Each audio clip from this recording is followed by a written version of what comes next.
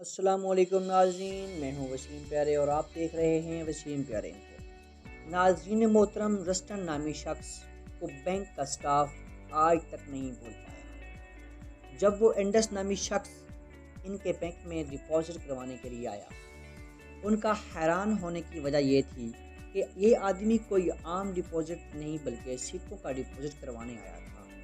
ان سکوں کو یہ شخص 45 سال تک جمع کرتا رہا، اور جب بینک والوں نے اس شخص کو سکوں کی کل مالیت بتائی تو یقیناً اس کو بھی اپنی سماعتوں پر یقین نہیں آیا ہوگا۔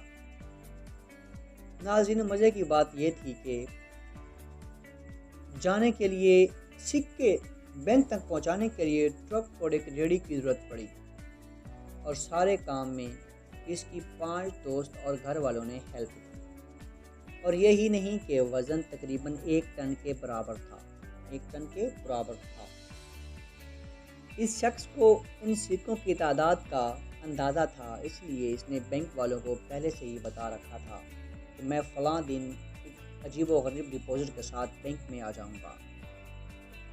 اس بینک کے وائس چیئرمین نے BBC نیوز میں بات کرتے ہوئے بتایا ہے کہ جب ہم اس شخص کا یہ ڈپازٹ دیکھا، سکے دیکھے، تو ہمیں ایک جھٹکا سا لگا کہ یہ شخص تقریباً 70 سال اس کی عمر ہو چکی ہے اور 45 سال تک یہ سکے جمع کرتا رہا۔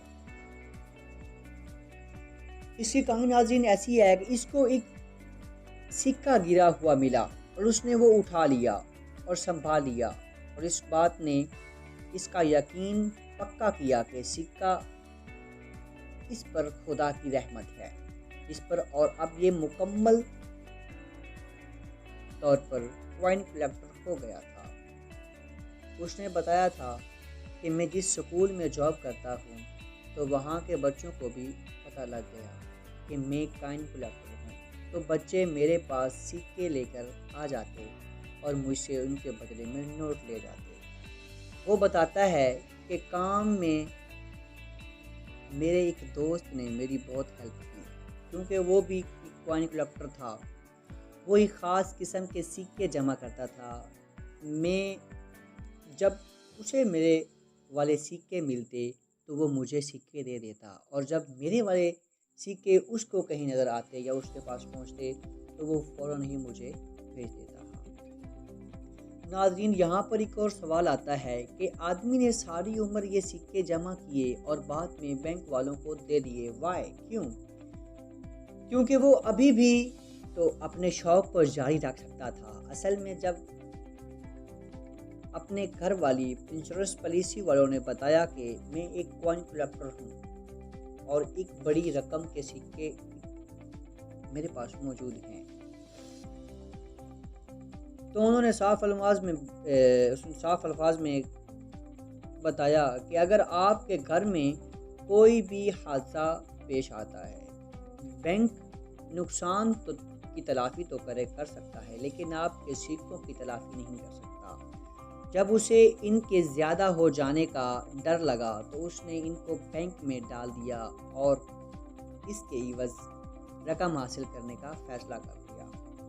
اس شخص نے سکے اکٹھے کرنے کے لیے ہر طرح کی ممکنہ کوشش کی۔ 1970 میں ایسا ہوا کہ امریکہ میں پینیز کی شارٹیج ہو گئی، اور امریکہ حکومت نے اعلان کیا اگر کوئی شخص $100 کے پینیز لے کر آئے تو اسے $25 زیادہ دیے جائیں گے، لیکن یہ شخص تب بھی ان سکوں کو وہاں نہ لے جا سکا، جبکہ اس کو وہاں سے بہت سا فائدہ ہو سکتا تھا۔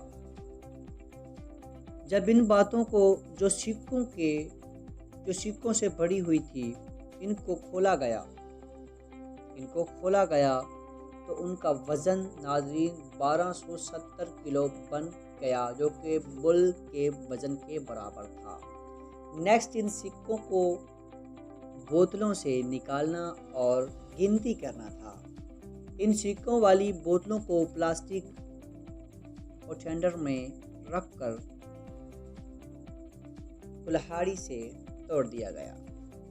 ان سکوں کو ہاتھ سے گننا بہت مشکل تھا۔ ناظرین، اب اتنے بڑے سکے تھے، 15 سے 20 بوٹل جو پانی کی تھی اس کے پاس پڑی ہوئی تھی، تو اس شخص نے جو بینک والے تھے انہوں نے ایک ٹرک کے اندر وہ سکے رکھے اور اس کو کلہاڑے کے ساتھ توڑا، اور پھر کیا کیا؟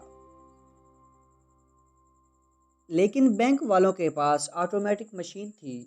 اس مشین میں گنتی کرنے کے باوجود 8 گھنٹے لگ گئے، اتنے سکے اس کے پاس موجود تھے۔ ان سکوں کی تعداد کیا تھی؟ 5136.46 بنی۔